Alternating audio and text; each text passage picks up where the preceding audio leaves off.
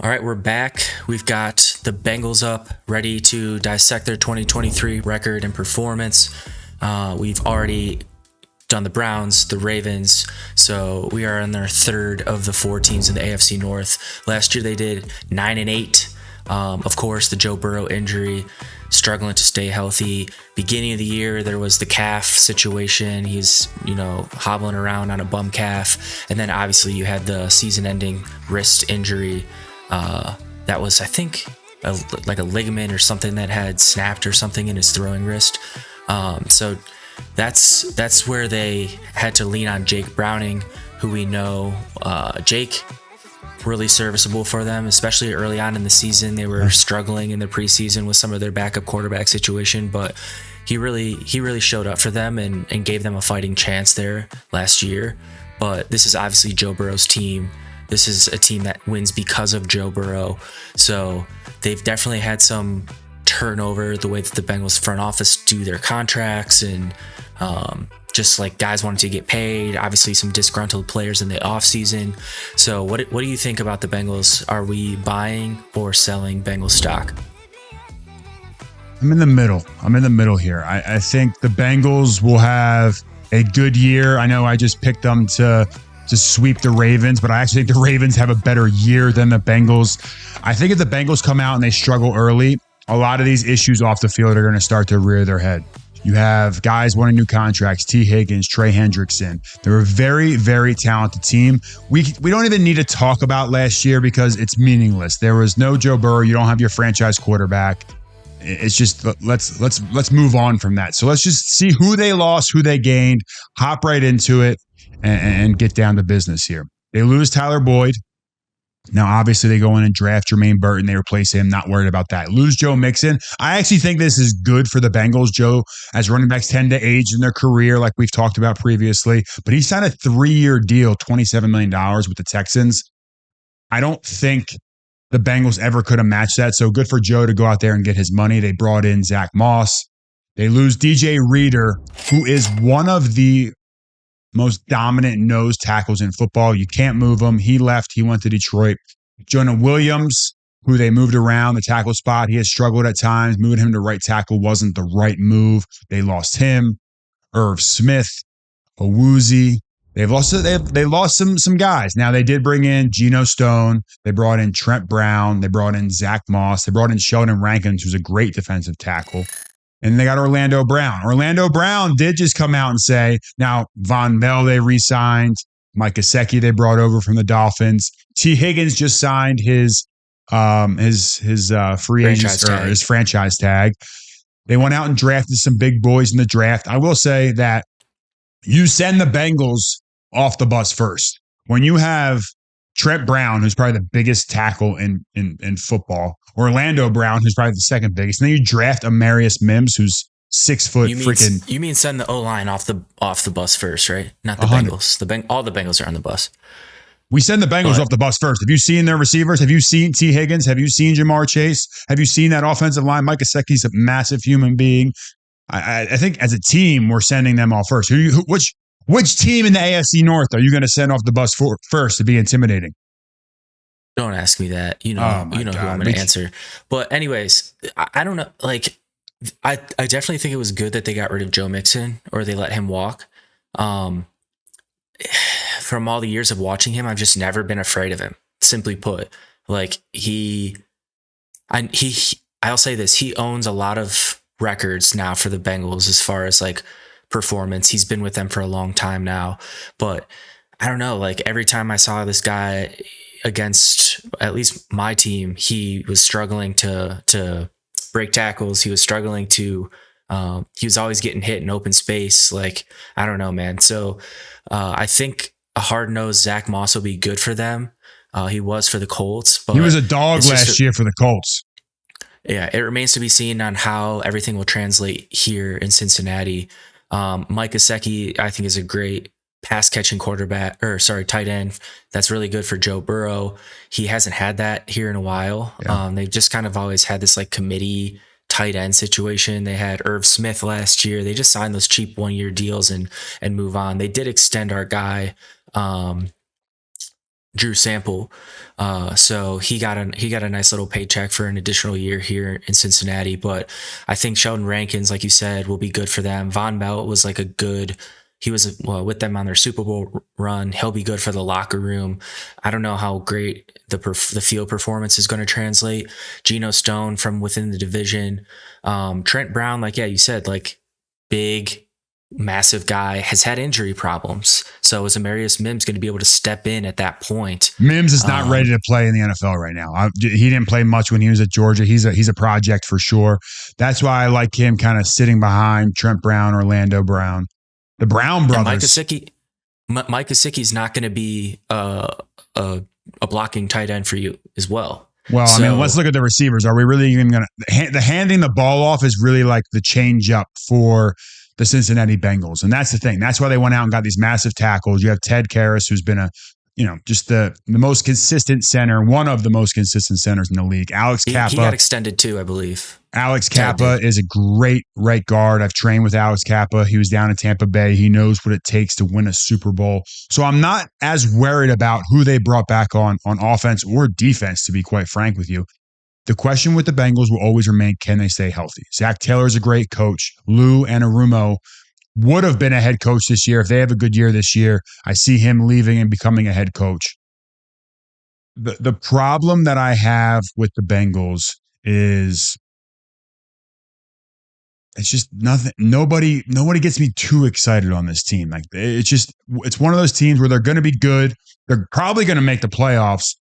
But they only they keep hanging their hat on that one year where they went on the run, go to the Super Bowl with Burrow. And it's like every year you're waiting to see that team and they just haven't come back, whether it's been poor play, injuries, things of that nature. Everyone always blames the offensive line. It's always the offensive line's fault. Well, you have some guys in there now. You got some big offensive linemen. So there's no reason to harp on that this year. And I must remind you, their Super Bowl run, who did they beat in the playoffs other than Patrick Mahomes?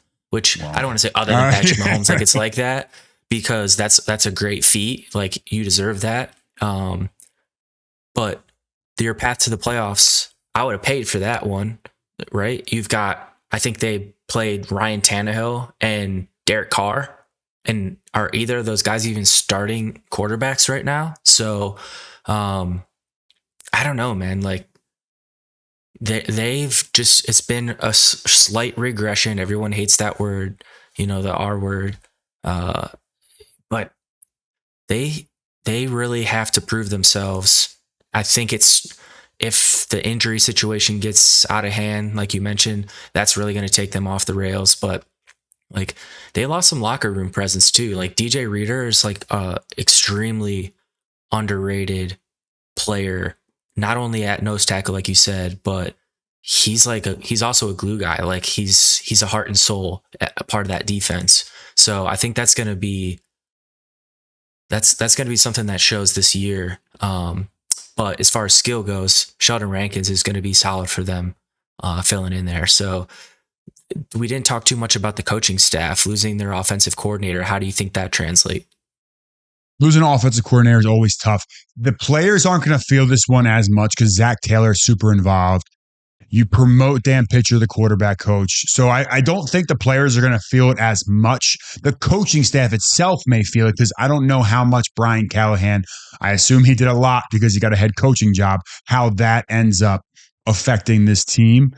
I just think that the Bengals are good. Don't get me wrong. And we're really splitting hairs here because it's the AFC North. So if we already have put the Browns 1, the Ravens at 2, clearly that means the Bengals are either 3 or 4 in this division. So you knew that we weren't going to have we had to say some negative things. Look, you have Jamar Chase who's looking for a contract. You have T. Higgins who's pissed looking for a contract. Trey Hendrickson has come out and said, hey, if I don't make this happen, I might be requesting a trade here.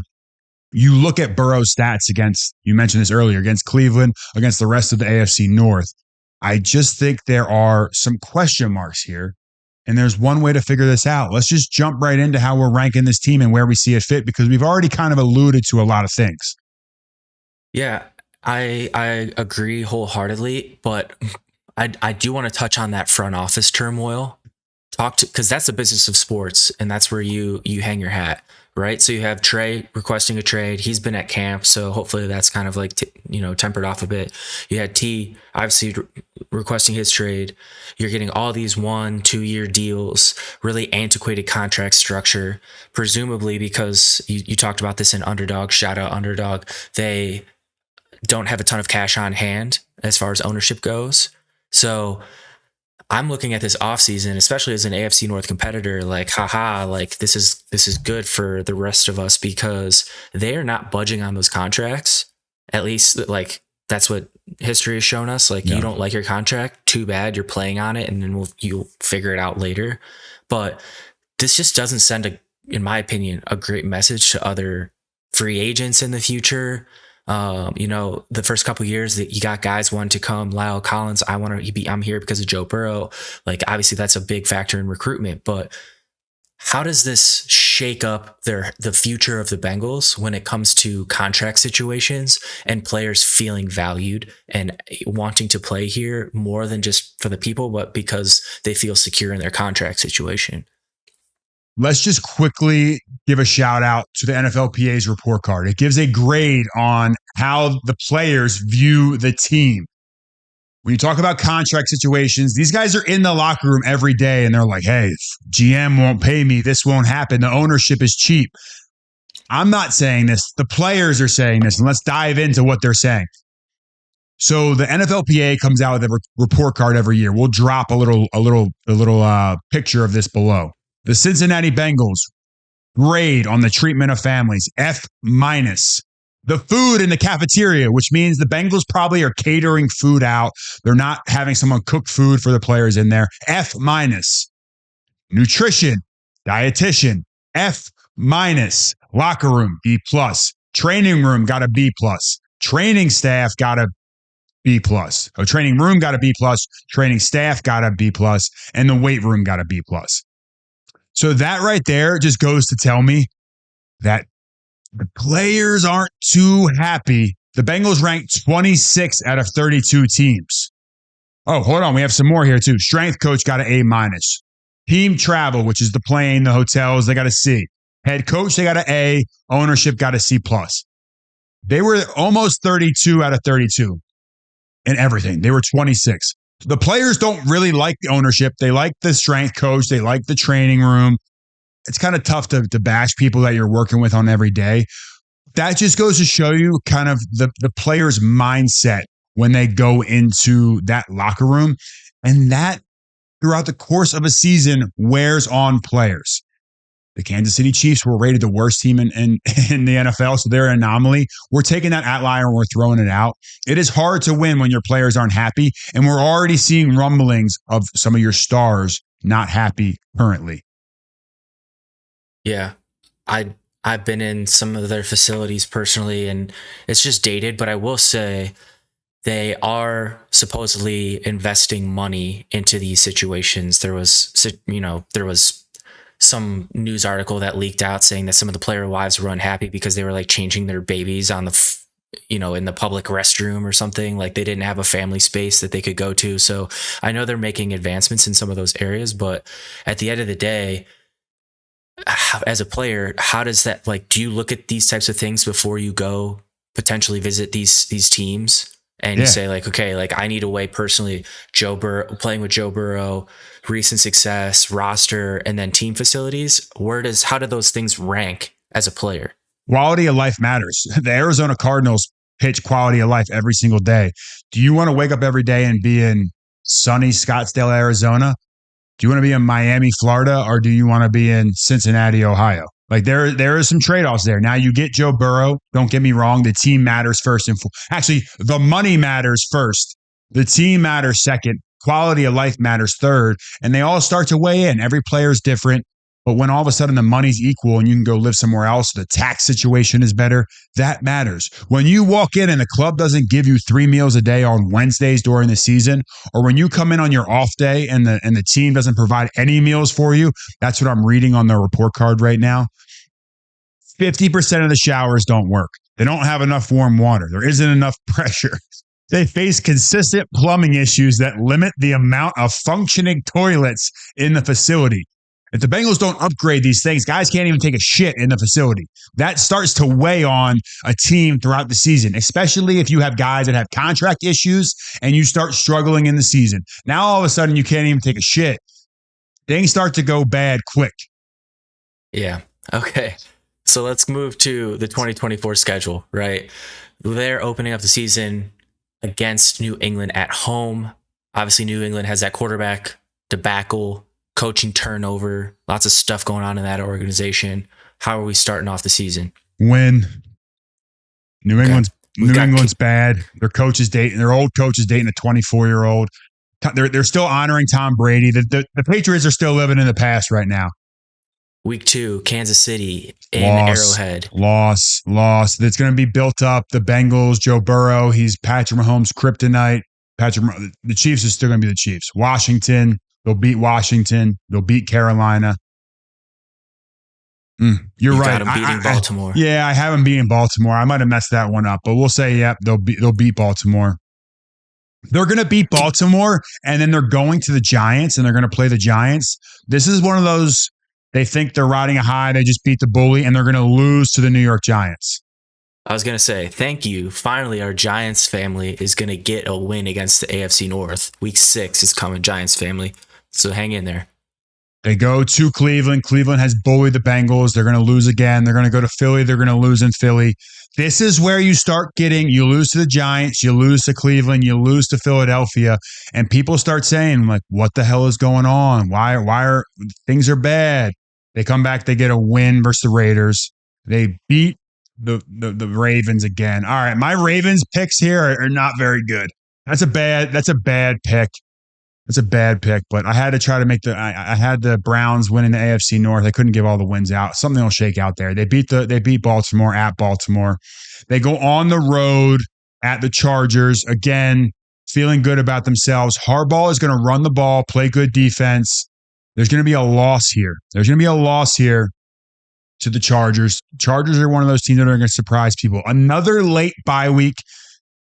Let's see where the Bengals are at this point. This is probably a much-deserved bye week. They need it. They need to kind of recalibrate to finish the season strong because they don't have a very tough schedule down the stretch, and that probably bodes well for all of our Bengals fans out there. Where was Pittsburgh before? How many Pittsburgh games we're missing them week 18? They play week 18 and they play week 13, so they'll get Pittsburgh off the bye at home. Okay. All right. So I will say they come out of the bye. They beat Pittsburgh. They go on the road to Dallas. Week 14, Dallas beats the Bengals. They come home. No, they stay on the road. They go to Tennessee. They beat Tennessee. I think Tennessee is going to struggle this year. They're at home against Cleveland. I think Cleveland continues Thursday night football. They continue that trend. Thursday night football. Anything Browns related. Alex has a stat on it. The Browns again beat the Bengals. And then you have Denver. Denver is just like Tennessee. I don't see much out of Denver. That's a win. And then they go on the road at Pitt to close out the year. I don't think it matters very much. I think Cleveland's kind of locked up Cincinnati is locked up third in the division at this point. They got 1, 2, 3, 4, 5, 6, 7 losses. I think they beat Pittsburgh again. Russ, I don't see it. I just don't see it from them. I think 10-7 is the record. I think it's 10-7. They're a playoff team. Their schedule is much softer than the Ravens or the Browns. I mean, you get to play. You have Washington. You have Carolina. You have the Raiders. Las Vegas Raiders. I got to make sure I keep saying that. They have Tennessee. They have Denver. They got some very winnable games on here. I could easily see them being 11-6, but we got them at 10-7. That is your Cincinnati Bengals preview.